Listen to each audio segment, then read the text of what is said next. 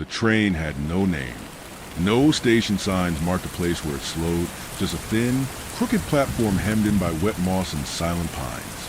Marin stood alone on the rusted step, her suitcase in one hand, the other clutching the damp brass rail. The conductor hadn't spoken to her. He hadn't looked at her. No one else had disembarked. The train hissed, exhaled steam like an animal catching its breath, then continued into the trees, its rhythmic clatter swallowed quickly by the fog. Marin waited uncertain, her boots soaking in a shallow puddle on the splintered wood. The air was dense and metallic. Somewhere nearby, a crow called once, then went quiet. The path, if it could be called that, was nothing more than suggestion, a barely parted lane of pine needles and stone. The trees rose high and crooked around it, their trunks slick with age, branches netted in lacework moss. Marin tugged her coat tighter and stepped down. No map had shown this town. No itinerary had included this place. But her gray-tant's letter had been clear. Come to Meyerfold. I've left the house to you. Someone must tend the lantern. Marin hadn't known she had a great aunt. The walk from the station was longer than she expected, though time felt strange here, sluggish, like syrup poured into cold. The deeper she walked, the less she heard. No birds, no wind. Even the creak of her suitcase wheels dulled against the earth. The trees leaned closer, as if listening. Eventually, the path widened and the fog parted just enough to reveal the gate. It was wrought iron, arched, and oddly elegant, set into a low stone wall that looked grown rather than built. On the gate, someone had carved a single word into the rust. Wait! Marin hesitated. The letter hadn't mentioned the gate. Behind it, barely visible through the mist, loomed the house. It was taller than expected, narrow, with 3 uneven floors, each with a central window like a watchful eye. The structure sagged slightly to one side, but not enough to suggest abandonment. Something flickered in an upstairs room. Candlelight, perhaps, or a reflection. The gate creaked open without her touch. She stepped through.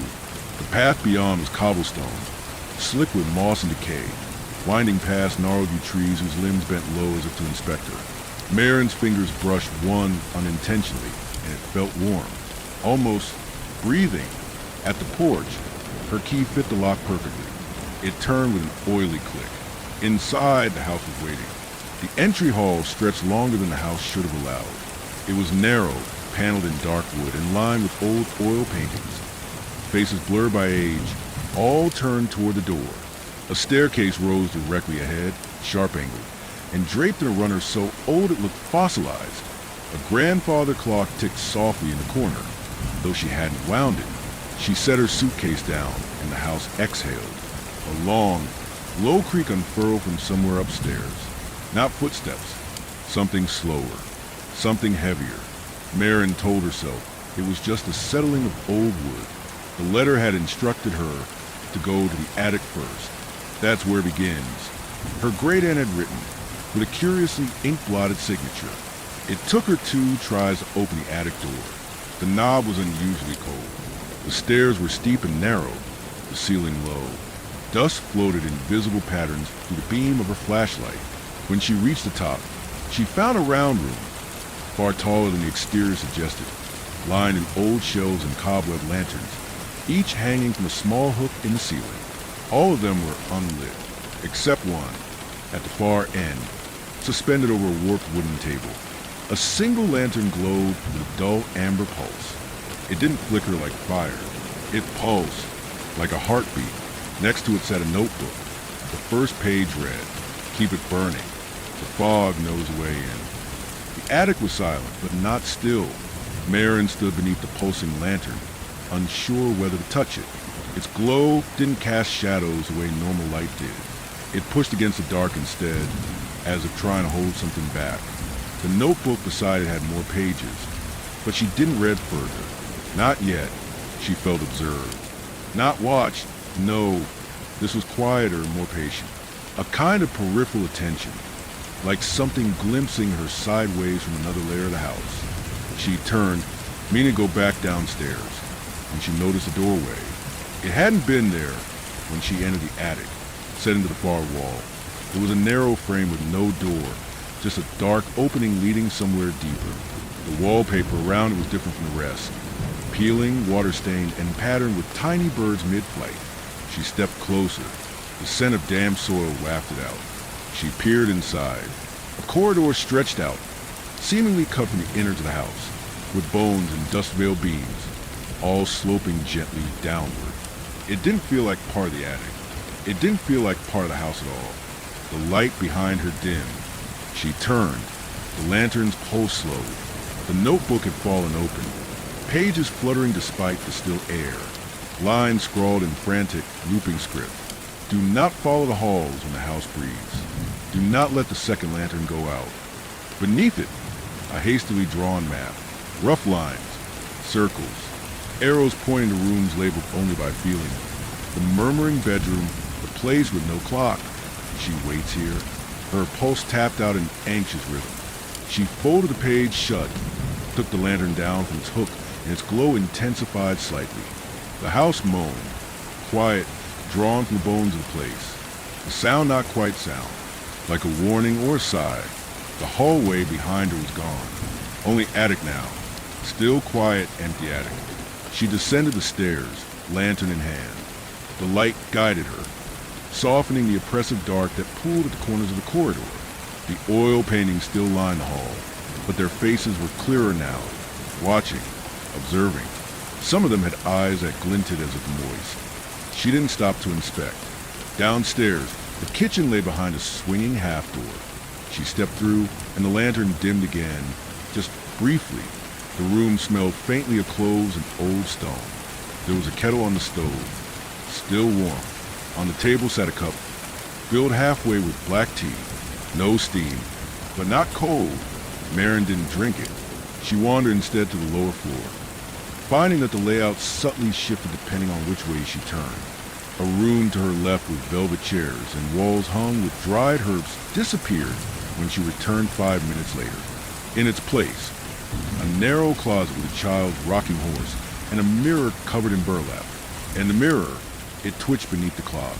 Just once, as if breathing in, she moved past it.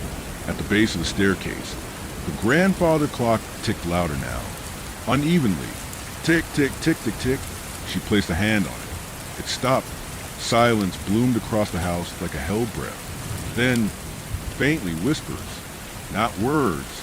Not yet, but the shape of them, winding down the stairs from the attic, or perhaps up from below the floorboards. They slipped between the walls, through hairline cracks in the plaster. Gentle, patient, the lantern in her hand flickered. Marin turned, and the house turned with her. What had been the dining room was now a narrow hallway lined with tall, dark doors. One was ajar. Inside was only darkness.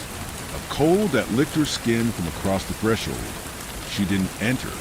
Instead, she returned to the front hall, sat on the stiff, ancient bench by the door, and opened the notebook again. Its pages had changed. New words in the same frantic script.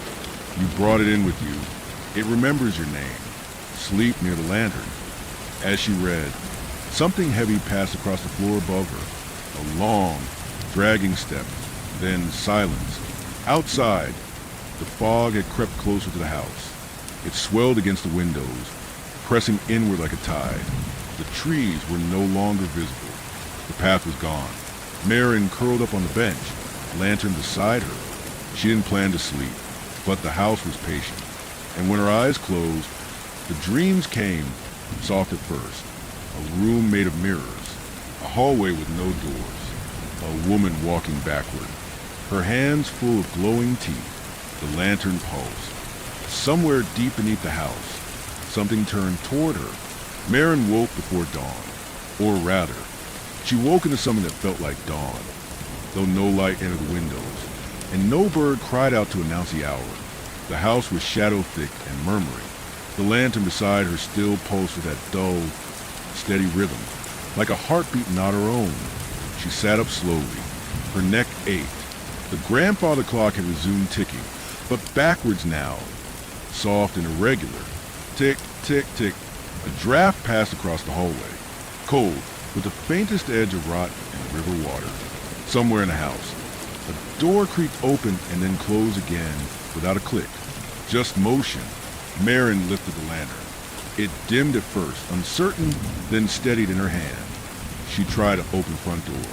It didn't budge. No lock, no bolt, just stubborn, unmoving wood. The windows, too, refused her. The fog outside had thickened into something heavier than mist, more tactile, like it might press its way inside through keyholes and floorboards. She didn't panic, but she did listen. The sound came from the second floor, a rhythmic, distant knocking. 3 times, then silence, then 3 again. It was neither urgent nor threatening, but steady, persistent, like a memory asking to be remembered. She climbed the stairs. The second floor hallway was longer than before. The lantern cast a little circle of amber light on the faded runner.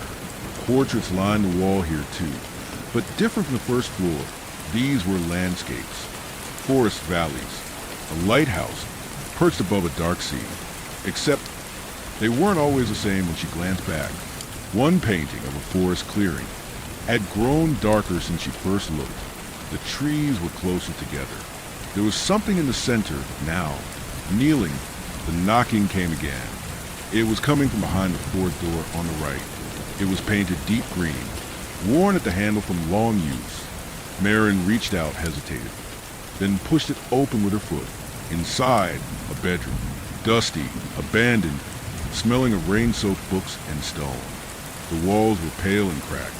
A writing desk sat under the window, and beside it a long mirror covered with a white sheet. The bed was made, but the blanket bore the clear impression of something once curled beneath it. And across the room, on the far wall, a door. She hadn't seen it at first. It was smaller, half-size like for a child, and made of thick black wood. No knob, just a worn place in the center from repeated knocks. As she stepped forward, the knocking began again. 3 knocks, then silence. She placed her hand on the door. It was warm. She didn't open it. Instead, she whispered, "What do you want?" Silence, but not empty. A change in pressure, a feeling behind her ribs. Then, faintly, a voice. Not spoken, not heard, but understood all the same. "Let me remember." Marin pulled her hand back. The lantern in her other hand flickered and went dim. The house groaned. The mirror beside the bed let out a long, high creak beneath the sheet, like the tension of old glass. Something moved on the other side, a shift in silhouette. She stepped back, then turned to go, but the bedroom door had closed. She reached for the handle, turned it. It clicked, locked, behind her. The sheet fluttered to the floor. The mirror no longer showed her reflection. It showed the hallway outside, the second floor corridor, but it was empty. No Marin, no lantern, just a hallway, until someone walked through it. Not her, not quite her, a woman in similar clothes, her face obscured by flickering shadows. The not Marin turned toward the mirror, tilted her head, lifted one hand. On her palm, the black mark, spiraling inward. The lantern pulsed weakly in her grip. Marin banged once on the door. Nothing. Then, faintly, the knocking started again from the black door on the far wall. 3 soft knocks. And this time it was answered. From the other side, a dry voice rasped, "Is it time?" Marin backed toward the mirror. The other version of her was gone now. Only the empty hallway remained. But something was reflected that wasn't behind her.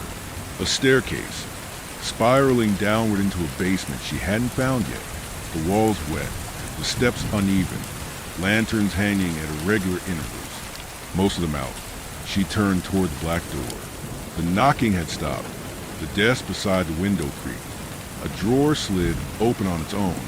Inside, a small iron key, cold to touch, and carved on its handle, the symbol from the map in the notebook, an eye, half closed. The room was colder now, the air taut. Marin didn't wait to be locked in again. She tried the door once more. This time, it opened. The hallway was quiet. The lantern flared slightly in her hand. She didn't know where the basement was, but the house did, and it had already begun to show her the way. The house guided her. not with sounds or signs, but with subtle shifts in space. Doorways appeared where none had been. Angles that shouldn't have existed widened, allowing her passage. The lantern swayed in her hand, not from her movement, but from something unseen, urging her gently forward. The hallway past the bedroom narrowed until it became a stairwell, one that twisted like an auger down into the belly of the house. The wallpaper faded to soot gray. The scent of mildew grew stronger. The air here didn't feel abandoned. It felt inhabited. Marin descended. The walls changed as she went, slowly. At first they were wood paneled, like the rest of the house. Then they became rough stone, as if carved by hand. The deeper she walked, the more the steps felt spongy, damp. Her boots made little suction noises on each tread. She passed a door, half rotted, nailed shut with thin iron bands. Something shifted behind it, something that did not breathe but still moved. She did not stop. She did not speak. Downward still. The lantern's glow was strained now, barely illuminating her next step. The dark around her had grown thick, almost physical. It pressed in close, like the inside of a buried box. When she exhaled, her breath came out slower than it should have. The air here was old, weighted, full of memory. At last the stair opened into a long chamber. It was a room, not really. It was more like a passage that had forgotten where it led. The walls were lined with shelves, and the shelves were filled with jars. Hundreds of them, each sealed in wax. Some had names scratched on the glass in crooked hand. Thomas, Elder Maria, replacement, not him. And each jar held a tongue. Some were gray and bloated, some thin and curled like paper. Others, disturbingly, looked fresh, red, wet, as if just placed there. The lantern flickered in distress. Marin kept moving. At the far end of the passage, a second staircase led further down. Here, the stone had gone soft. Mold bloomed across the steps in feathered patches. She slipped once, caught herself. The air hissed with dampness.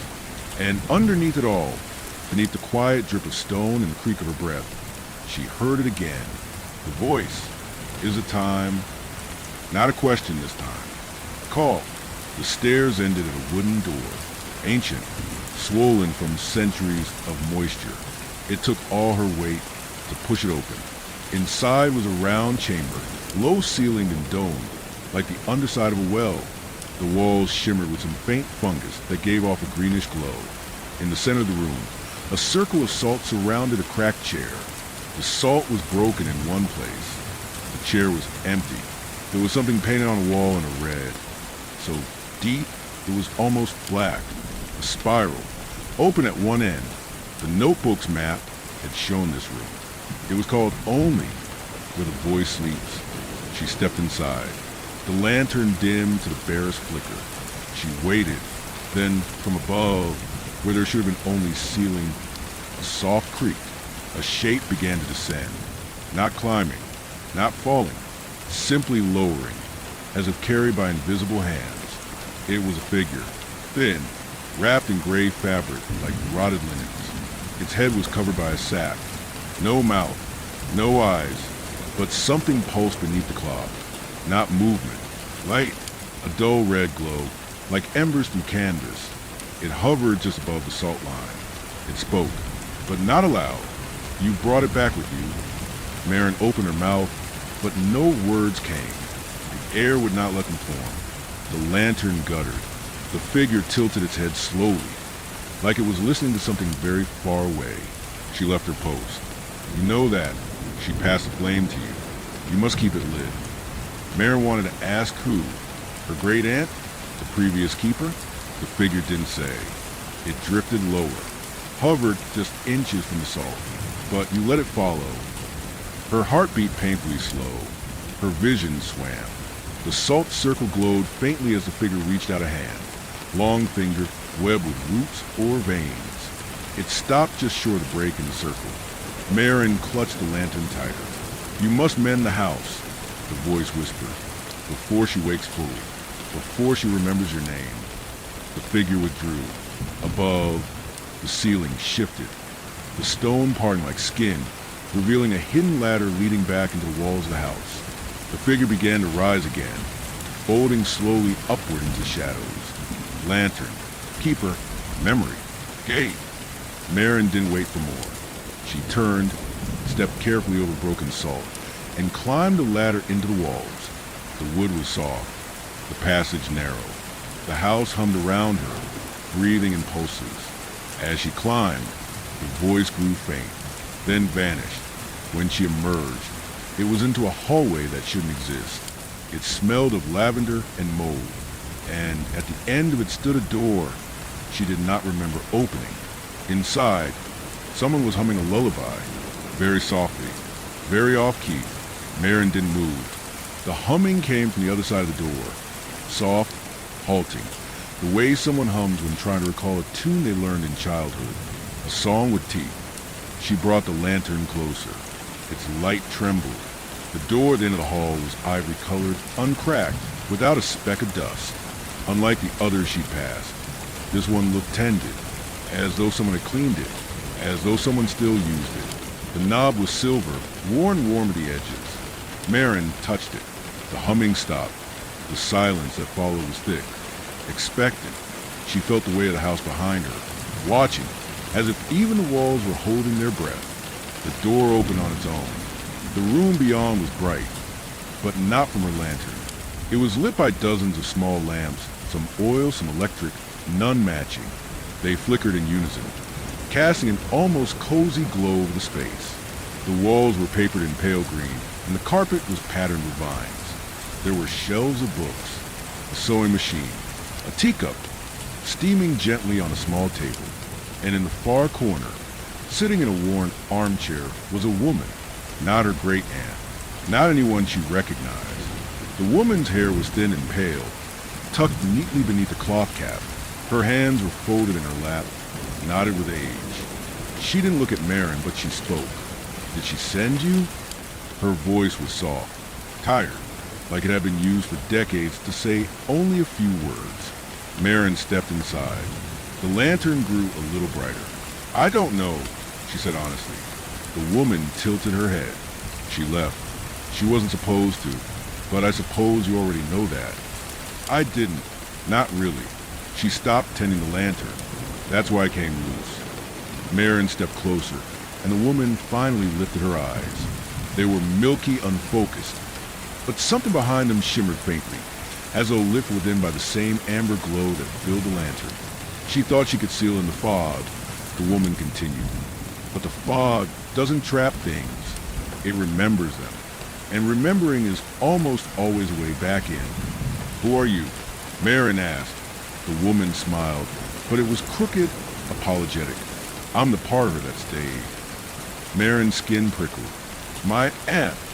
She couldn't carry all of it, so she left pieces behind, buried them in the corners of the house. This one was mine. I hum when the house begins to turn. You heard me, didn't you? Marin nodded. Then it's near. She's not awake yet, but she's stirring. Dreams first, then footsteps. The lanterns glowed dim slightly. What do I do? Marin asked. The woman reached slowly into the folds of her blanket and withdrew a single page of parchment, folded in thirds. She handed it to Marin. On it was drawn a floor plan, not a house as it currently stood, but as it had once been. Simpler, more stable. Fewer rooms, fewer doors. A central light tower, marked clearly with a symbol. Therefore, she built more than she could tend, the woman said. All these rooms, all these paths. The house grew too large, and now it's hungry. You have to shrink it, bring it back to the root. Marin studied the map. Is the lantern the root? The woman gave a slow nod. But the others matter too. The ones she scattered. They keep the branches from becoming teeth. Find them, light them. She can't wake fully if they burn. Marin folded the map, tucked it into her coat. The lantern's pulse steadied. Where do I start? The woman's eyes faded slightly. Her body sagged deeper into the chair. You already have, she whispered. Then her head tipped forward. Not asleep. Gone. The room dimmed at once. The glow of the mismatched lamps faded. The steaming teacup went cold. Dust began to gather on the floor, as if years were returning all at once. Marin turned. The hallway beyond the door had changed again. Now there were 3 doors. One bore spiral, one a lantern, one a mirror. The spiral door whispered softly. The mirror door breathed. The lantern door stood perfectly still. She chose the lantern. The knob was bone white. It turned easily. The room beyond was cold and dry, circular, stone-lined, empty save for a pedestal and a covered object upon it. She stepped closer, pulled back the cloth. A lantern, cold, unlit, smaller than hers. A twin, maybe inside the glass, something that looked like a sleeping flame. Marin touched the top of her own lantern to it. The flame inside fluttered once, then caught. The second lantern bloomed to life. Not amber, blue. A low hum filled the room, and in the wall behind her, a hidden door groaned open. The house was leading her again, and something deeper, buried beneath floor and fog, exhaled in its sleep. Marin stepped through the hidden door, the blue lantern in one hand, the amber in the other. The blue light shimmered differently, cooler, thinner, but deeper somehow, like light reflecting off the underside of water, where the amber flame had warmth. The blue carried memory. Its glow tugged at thoughts she hadn't thought in years. The passage beyond was narrow, like a vein carved into the house's flesh. The walls were no longer plaster or stone. They were something darker, blackwood, warped and breathing, slick with cold. Not wet, just a weight. Her footsteps made no sound, and the deeper she went, the more her sense of movement changed. The floor undulated subtly beneath her feet, not unstable but responsive. It wasn't leading her, it was listening, and it remembered the first time she stepped into her childhood home after fire, the sensation of waking up with someone else's name in her mouth, the dream where a door opened in her bed, and a woman climbed out, backwards. These memories rose and passed through her not as recollections, but as if she were walking across them, like they'd been stored here, filed in floorboards. The hallway bent unnaturally, corkscrewing inward. Her lantern swayed, but didn't dim. Then the corridor opened into a wide, low room. She stopped. The ceiling here was hung with hundreds, maybe thousands, of strings, each dangling downward, each tied to something small and unseen just above the beams. The strings swayed slightly, though no air moved. The blue lantern glowed more brightly here, casting long shadows like ropes stretching into the dark. At the center of the room, a circle of bare floorboards had been cleared, and on them, in precise chalk lines, was drawn a map, not of the house, of the fog, concentric loops, lined alleys, points marked only with X's. In the very center, the symbol of an eye, closed, and next to it, scratched in what looked like nail marks. You will forget how you got here. You will not forget why. Marin stared at the map. The blue lantern tugged her forward. As she stepped closer, several of the strings above her brushed her skin. Each contact carried with a whisper, not quite words, more like impressions. A river running uphill. A woman whispering lullabies to a mirror. A room full of windows that opened only inward. The strings weren't tied to objects. They were tied to moments, tied to memory. She knelt at the map. Her amber lantern flickered. The chalk glowed faintly under blue light. Something moved behind the lines. A shimmer, a ripple, as though the floor was trying to show her something alive inside the drawing. She reached out, touched the eye. The entire room went still. All the strings dropped limp. The temperature plummeted, and from behind her came a soft, terrible sound. The high, dry click of a jaw unhinging. She turned. A woman stood in the doorway. Not old, not young. Face wrapped in gauze, only her mouth visible. And her mouth, too wide, hung open, lips cracked, teeth wet. Her hands were covered in rings, but her fingers were wrong, bent, too long, and each ring shimmered with symbols from the map. She didn't speak. She listened. The strings overhead began to tighten, pulling upward. The blue lantern flared. The amber one went dim. Marin stepped backward into the center of the chalk circle. The woman stepped forward, and where her feet touched the floor, it sank, not dented, not broken, just gave way like soft memory returned to shape. The woman left no footprints, only depressions, as if her weight was made of time. "Who are you?" Marin asked, her voice barely audible. The woman blinked slowly, then raised a hand. She pointed to Marin's chest. Marin looked down. A faint spiral had begun to bloom just beneath her collarbone, not drawn, not carved, emerging like something under the skin. "You're wearing it," the woman whispered, voice like breath against frost. And then she was gone, not walked away, just not there. The room shifted. The strings curled upward like frightened animals. The chalk map faded, and beneath where she had knelt, a hatch creaked open in the floor. The smell of salt water rose up.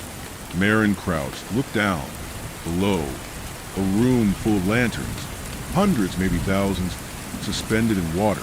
Some lit, some out, some flickering with light that was not flame, not electricity, but something else, something older. She climbed down the ladder. The lanterns floated without anchors. They bobbed gently. Her breath echoed off wet stone. In the center of the submerged chamber stood a single platform.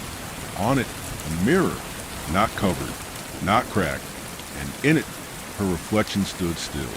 But it did not breathe when she did. It smiled, and it whispered, "Two more flames." The platform trembled. The spiral on her skin burned faintly, and the water beneath the lanterns began to rise. The water rose slowly. It did not splash or churn. It simply climbed, as if it had always intended to be higher. The lantern swayed as it crept up the stone walls, brushing their glass bellies against one another with quiet clinks. Their lights rippled across the room in wavering, concentric pulses, like thoughts shifting in sleep.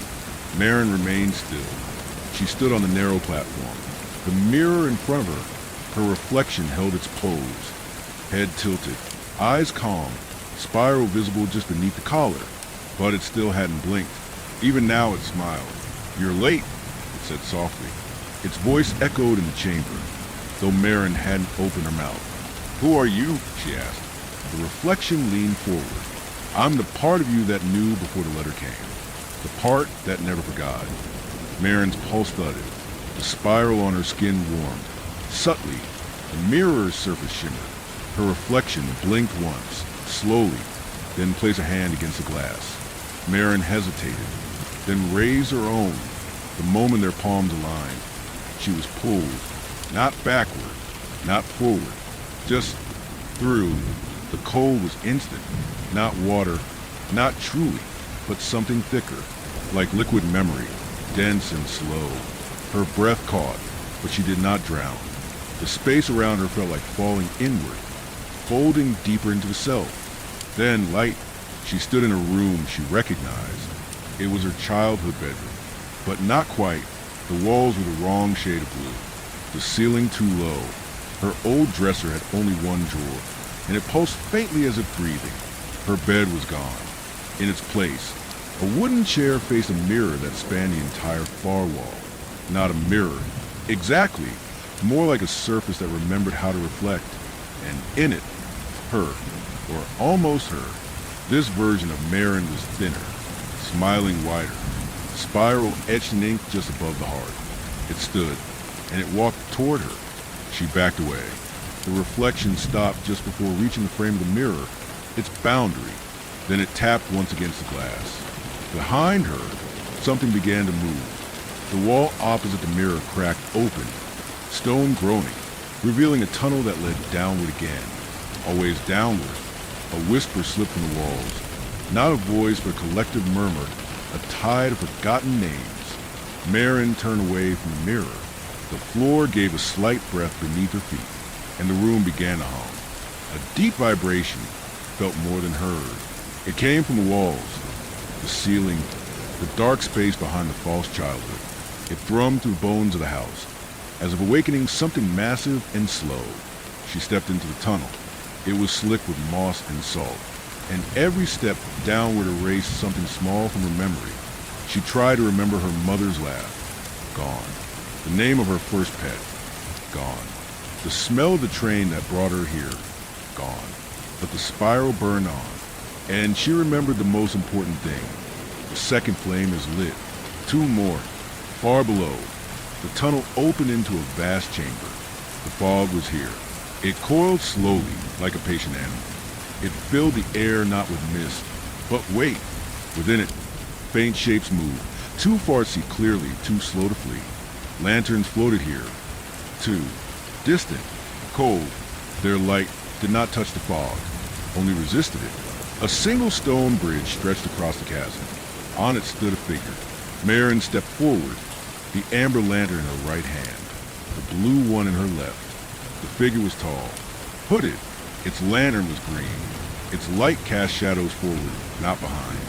As she approached, it lifted its head, but no face waited there. Only a spiraling tunnel, infinite, devouring its own depth. "You carry flame," it said. Its voice was not cruel, not kind, just tired. "I was the second," it added, "but I went too deep." Marin stopped just before it. "Do you guard this place?" she asked. "No," it said. "I wait." "For what?" The thing considered. For her. For the one behind the fog. The one your aunt couldn't bind. The one who taught the house to change its shape.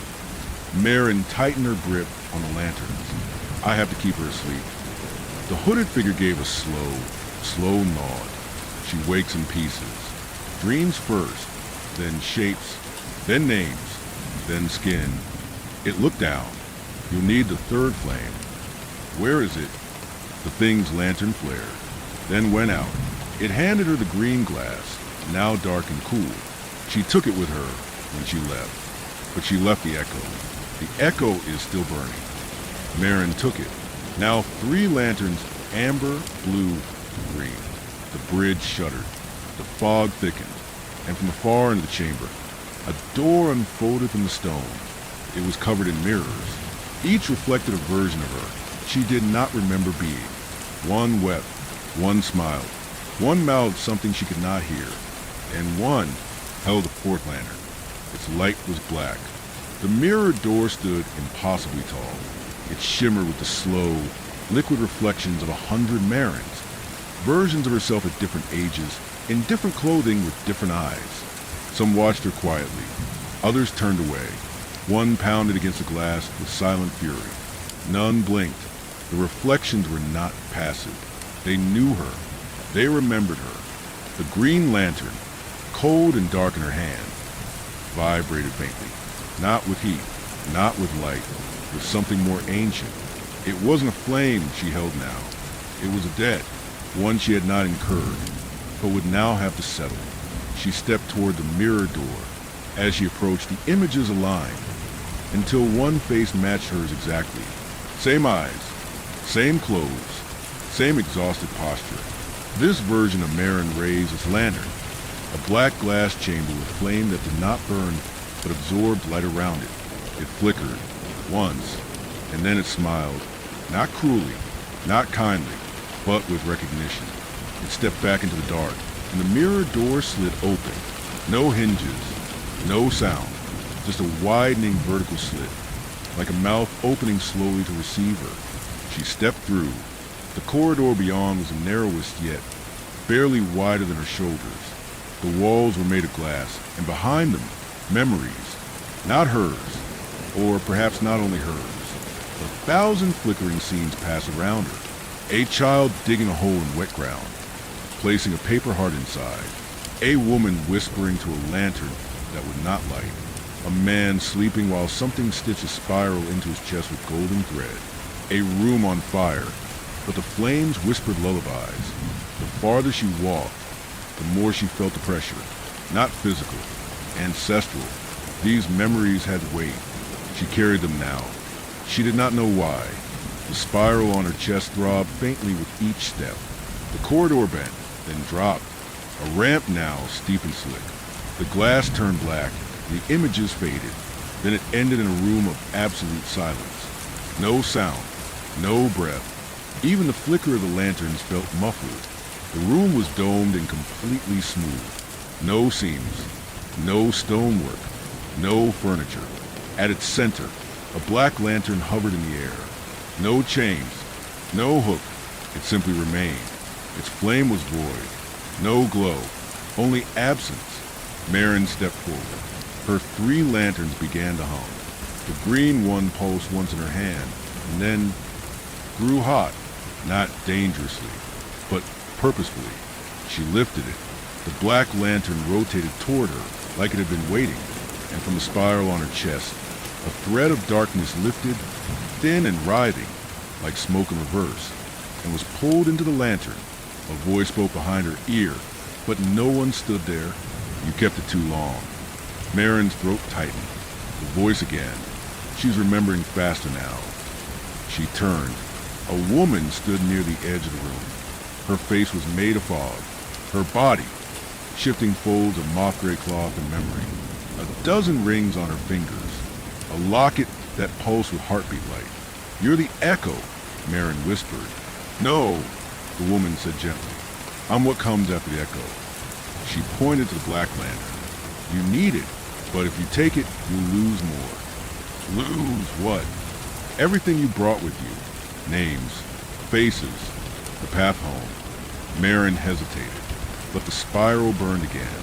The fog outside was changing, not growing thicker, but denser, as though we're learning to carry shape. There was no choice. She reached out. The moment her fingers touched the black lantern, the room tilted. Not physically, but in time. She blinked, and she was somewhere else.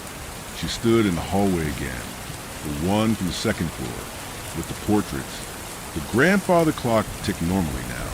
Soft, innocent. Her coat was gone. The lanterns, too. Only the black one remained. Looped gently through her hand by a worn leather strap. Her spiral had vanished. The map was gone. The house had gone quiet, but not empty. From the top of the stairs, the shape waited. Feminine, familiar. Not her aunt. Not quite. It smiled too even too many. You're home, it said. And somewhere far below, the fog laughed. The figure at the top of the stairs didn't move. Marin stayed where she was. Black lantern swaying in her grip. The shape watching her wrong. Not violent, not monstrous. Just too familiar. Like a memory she told herself 1,000 times, until even the edges had worn soft. It wasn't her aunt, but it wore her posture.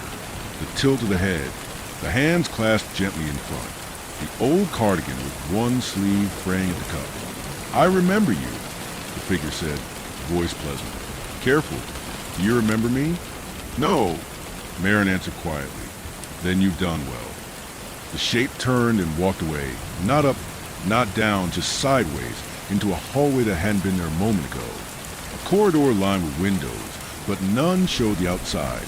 Each pane revealed a different room of the house. Some Marin hadn't seen yet, some she had, but they looked different now. Older or newer or slightly out of order. She didn't follow. Instead, she returned to the landing. The clock ticked. The floor was solid.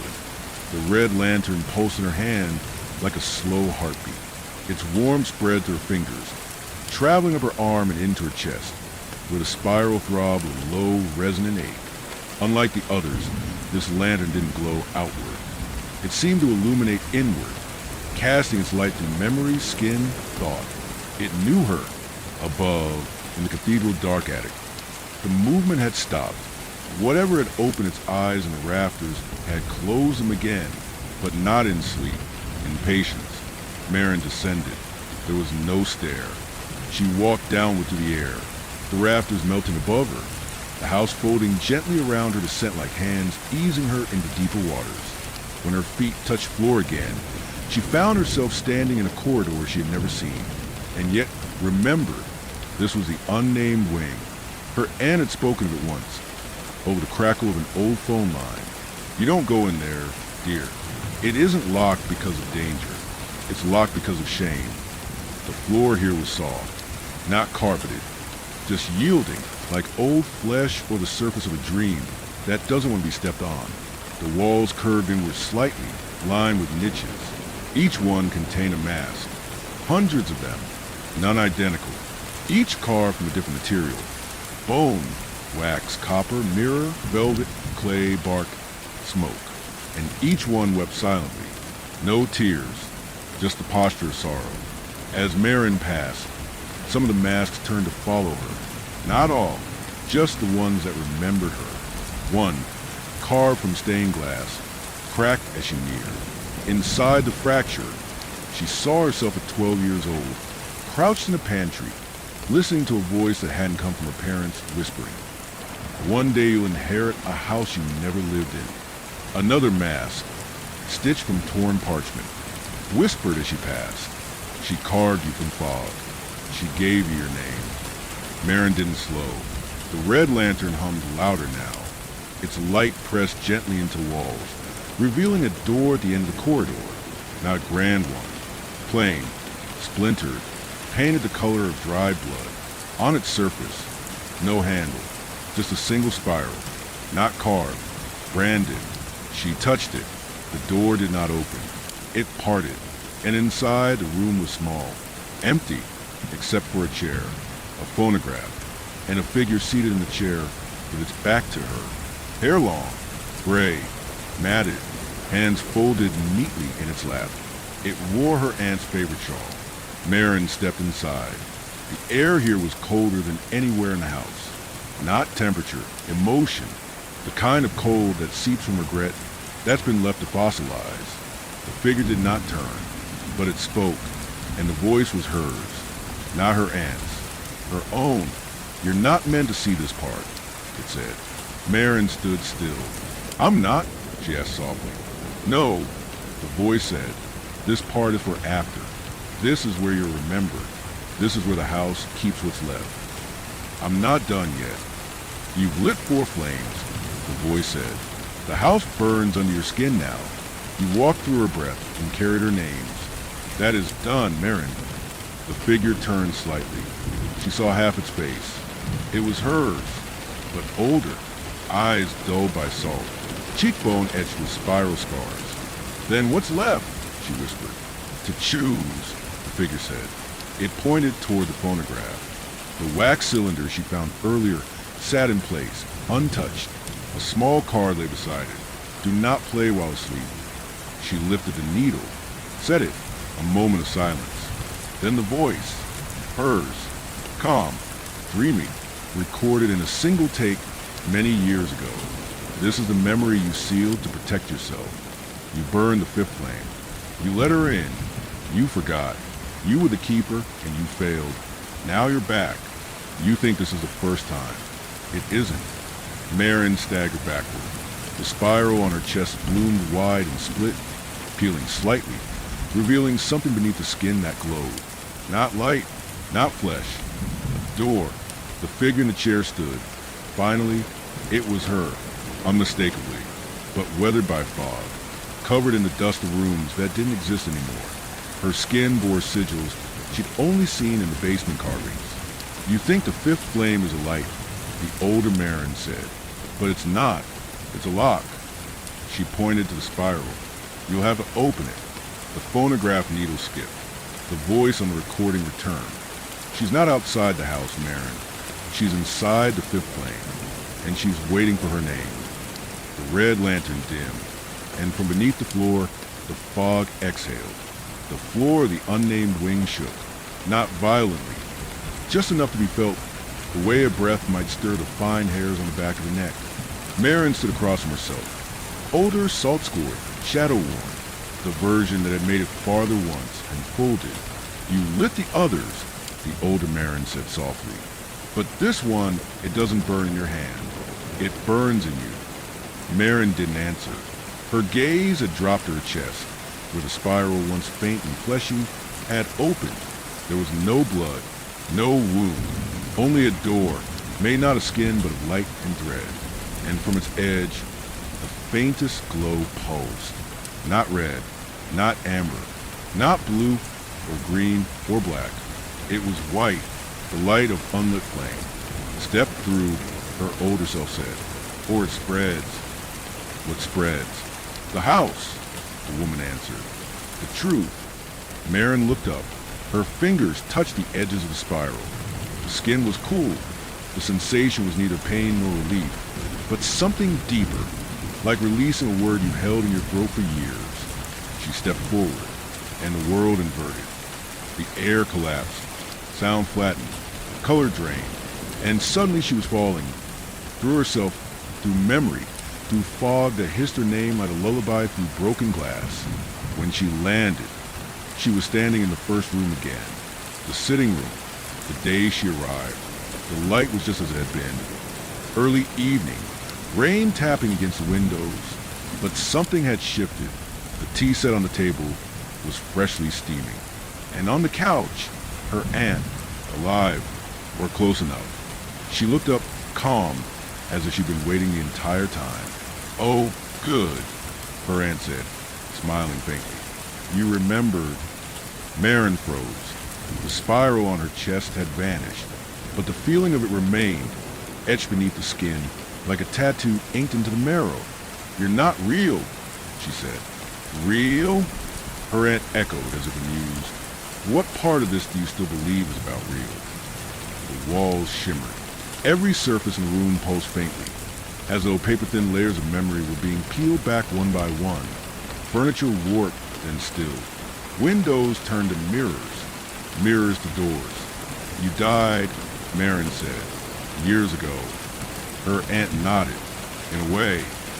She gestured toward the hallway, which was no longer hallway but corridor, stretching too far, too long. "You built this," Marin whispered. "I held it," her aunt corrected. "The house grows on its own. It remembers what we forget. It feeds on what we bury." "Then what am I?" The woman looked at her for a long moment. Then, "You're what I left behind to keep her asleep." Marin's mouth went dry. "No. Yes."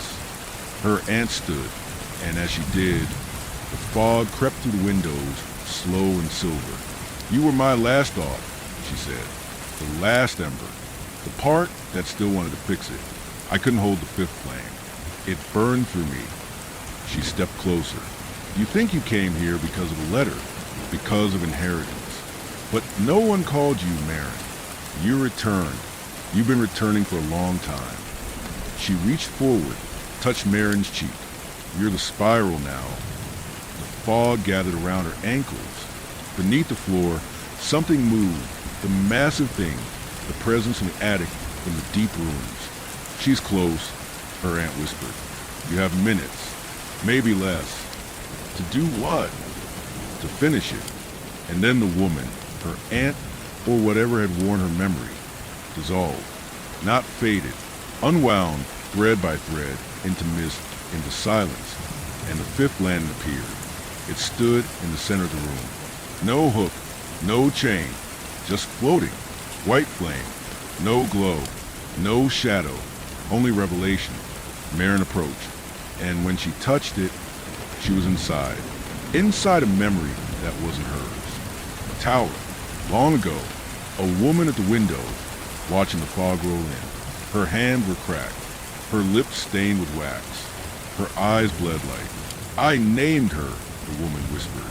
Behind her, a lantern, still unlit, before it had skin, before it could lie. The fog reached the edge of the tower. She needed something to wear, the woman said, "so I built her a house." Marin stepped forward. "Who are you?" "I was the first." The fog climbed the walls. Her name was the last thing I spoke. That's what woke her. The lantern behind her flickered. "She needs you to say it again." Marin opened her eyes, back in the sitting room. The white flame hovered in front of her, steady now. She understood. The name, it was never meant to be spoken. It was meant to be remembered. She stepped toward the door. The house no longer resisted. It unfolded, room after room, chamber after chamber. The spiral carved into the beams, into the glass, into the teeth of clocks. She walked, and the fog followed. Somewhere below, the heart of the house began to beat, and from inside the flame, the voice came again. "Say it," and she walks. "Stay silent," and she dreams. Marin stopped. The sixth flame waited ahead. Its color was gray, its light soundless.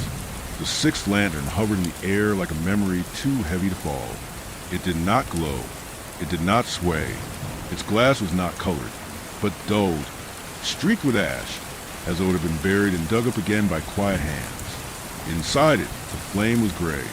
Not smoke, not mist, stillness shaped into light. A kind of negative fire burning backward. Marin did not reach for it. It came to her, the moment she stepped close. The lantern floated down and clasped itself to her wrist with a thin chain of bone-white links. Not metal, not leather, something older. It hissed when it touched her skin, and the spiral on her chest folded shut, like an eye blinking closed against too much light. No more warmth, no more humming, only silence. And in the silence, memory spoke. Not aloud, not in words, but in weight. She remembered the first night she dreamed of the fog. She'd been 5, 6, her mother asleep on the couch beside her, and she'd seen the mist crawl out of the closet, slow and purposeful, as if looking for something.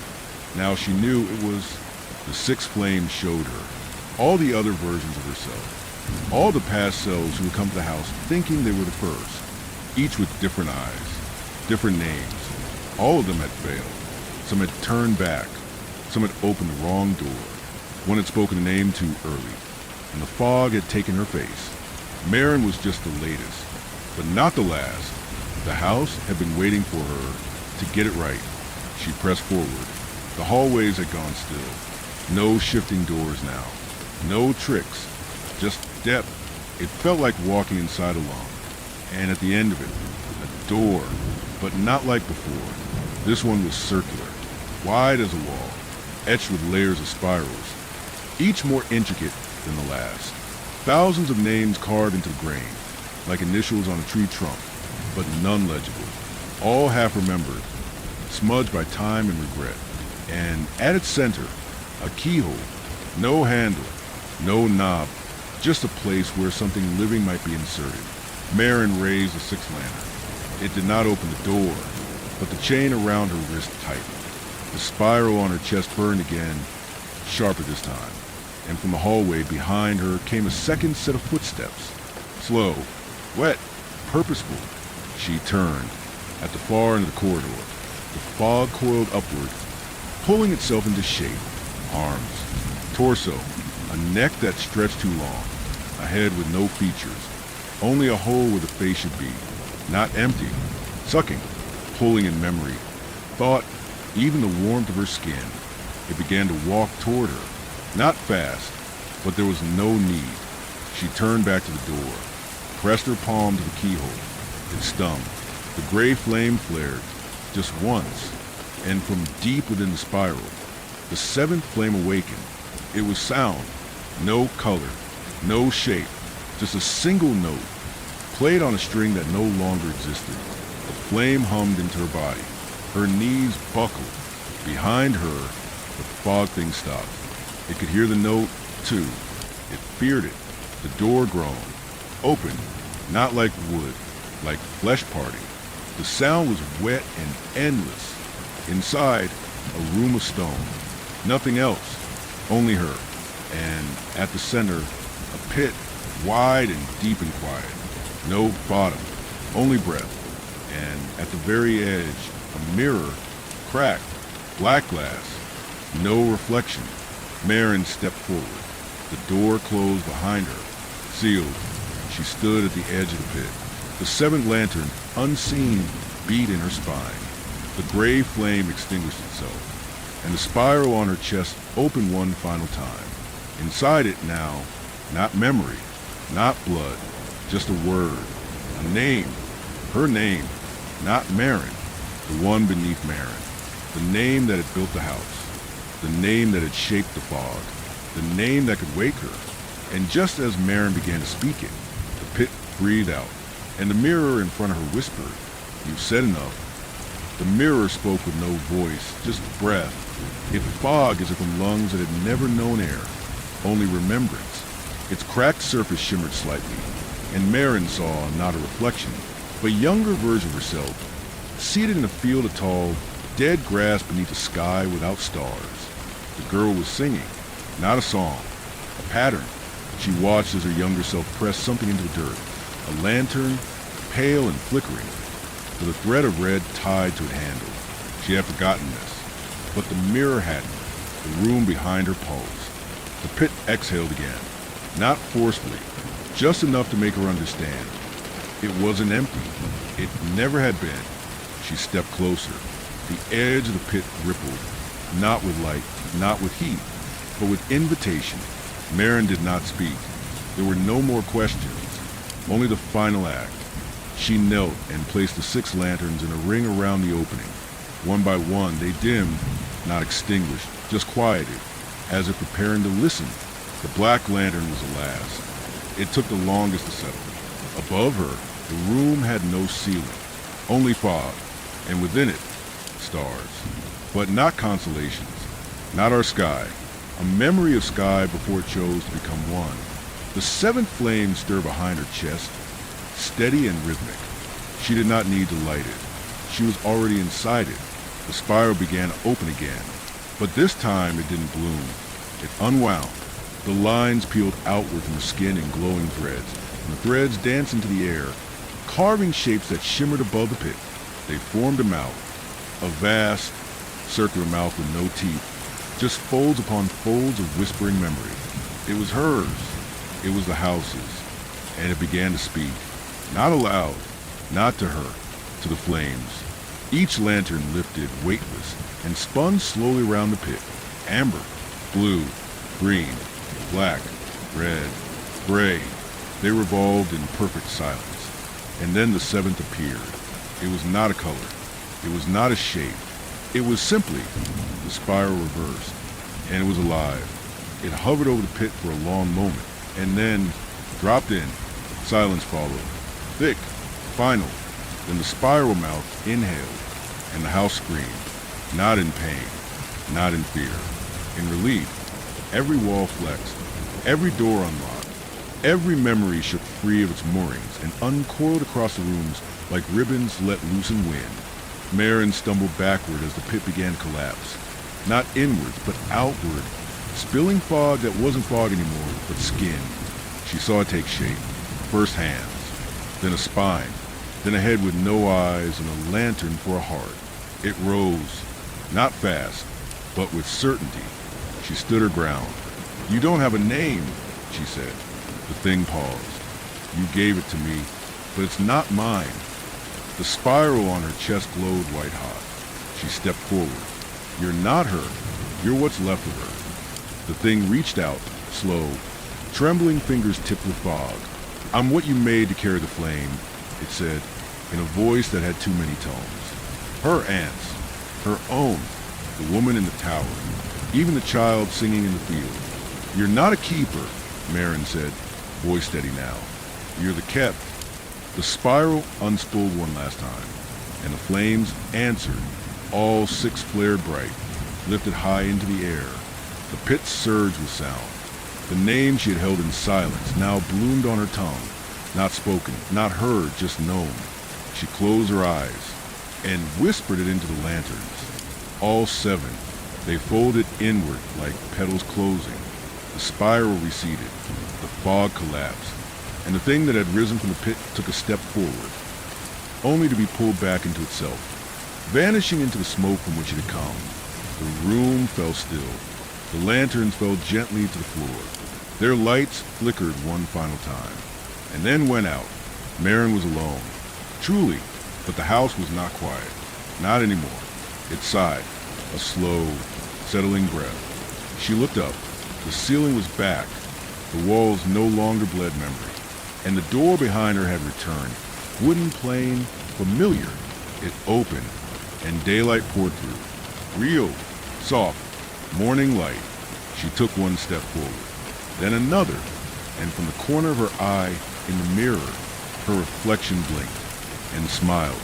Not cruelly, not sadly, just free. Marin stepped through the door. She expected the hallway, or the porch, or the spiral descent back into some newer, deeper nightmare. Instead, the field, where the house had once stood.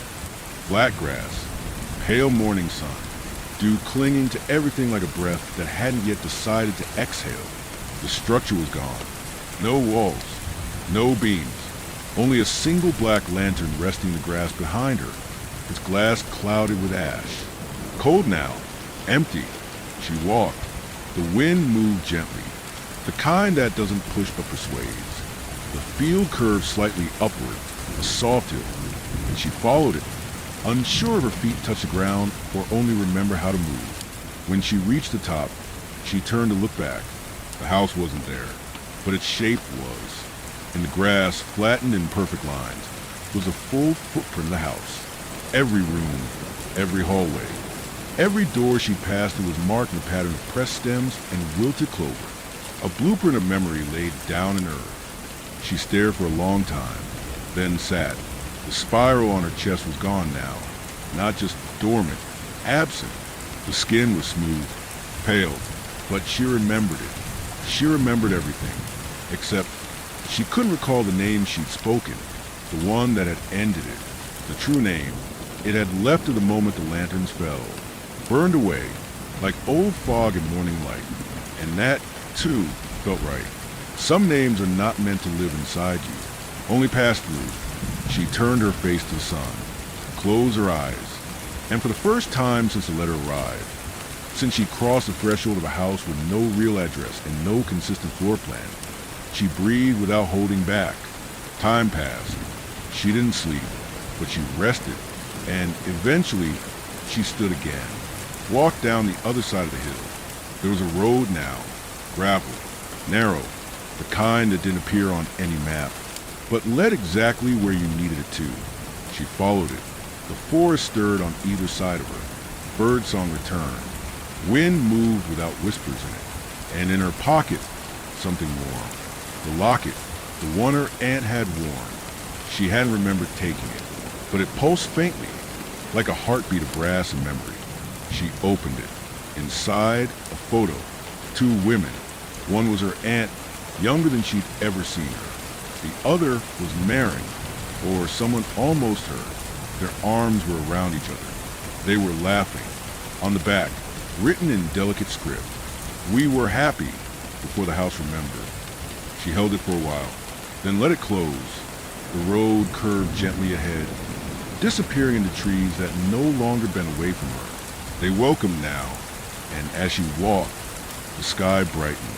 Not fast, just enough. The field behind her still.